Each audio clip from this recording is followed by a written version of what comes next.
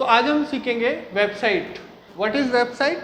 जैसे हमारा online presence के लिए वेबसाइट होती है, वैसे ही जैसे कि हमारा फिजिकल प्रेजेंस के लिए हमारी कोई शॉप होती है, कोई शोरूम होता है, कोई इंस्टीट्यूट होता है, उसी तरह से ऑनलाइन पे हमारी प्रेजेंस वेबसाइट को शो करती है। वेबसाइट कई प्रकार की होती है। पर्सनल वेबसाइट होती है, सोशल वेबसाइट होती है, एजुकेशन वेबसाइट होती है, कमर्शियल वेबसाइट होती है, ई कॉमर्स वेबसाइट होती है। तो यहाँ पे हम देखेंगे कि कोई भी वेबसाइट बनाने का क्या पैटर्न होता है। तो सबसे पहले हम वेबसाइट का टॉपिक डिसाइड करते हैं कि हमें किस पे वेबसाइट बनानी है, और उस टॉपिक के बेस पे हम उसके मेन स्ट्रक्चर बनाते हैं कि क्या क्या मेन्यू उसमें रहेंगे। जैसे जनरली ज़्यादातर वेबसाइट में कॉमन पेज होम पेज होता है, कॉन्टैक्ट अस होता है, अबाउट अस होता है, प्रोडक्ट होता है और गैलरी या ब्लॉग होता है। ठीक है, तो उसकी डिटेल हम फिग्मा जो हमारा सॉफ्टवेयर है उसमें हम मेंटेन करते हैं।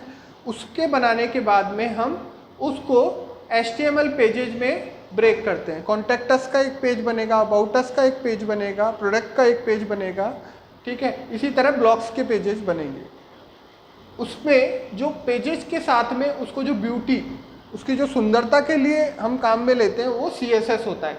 CSS आपके बैकग्राउंड को सेट करने के, स्टोन आपका जो बैकग्राउंड है वो कौन सा रहेगा पेज का, थीम मेंटेन करने के लिए कि किस तरह का बैकग्राउंड, किस तरह के फॉन्ट, किस तरह का आपका बॉर्डर, शेडिंग, स्पेस, ये सारा हम CSS से मेंटेन करते हैं। फिर आता है कि उसमें कुछ एनिमेशन अगर आपको लगाना है तो हम जावास्क्रिप्ट का काम में लेते हैं। इसी तरह अगर आपके पेज को, ये हो गया हमारा स्टैटिक वेबसाइट। दो तरह की वेबसाइट होती है, एक तो होती है स्टैटिक और एक होती है डायनेमिक। तो स्टैटिक वेबसाइट में हमारा पार्ट यहाँ फिनिश हो जाता है, ये हमारा स्टैटिक वेबसाइट का पार्ट कहलाता है। डायनेमिक में हमें कोई भी scripting server, language plus database, इन दोनों को इंक्लूड करना पड़ता है। जैसे कि आपने देखा होगा कॉन्टैक्ट अस पेज पे आपसे एक फॉर्म ओपन होता है, उसमें आपका नाम, पता, फ़ोन नंबर पूछा जाता है और फिर सबमिट बटन पे क्लिक करवाया जाता है। तो वो जो कोडिंग होती है वो आपका स्क्रिप्टिंग लैंग्वेज, सर्वर साइड जो लैंग्वेज होती है PHP, जावा, .NET, पाइथन, इनमें होती है।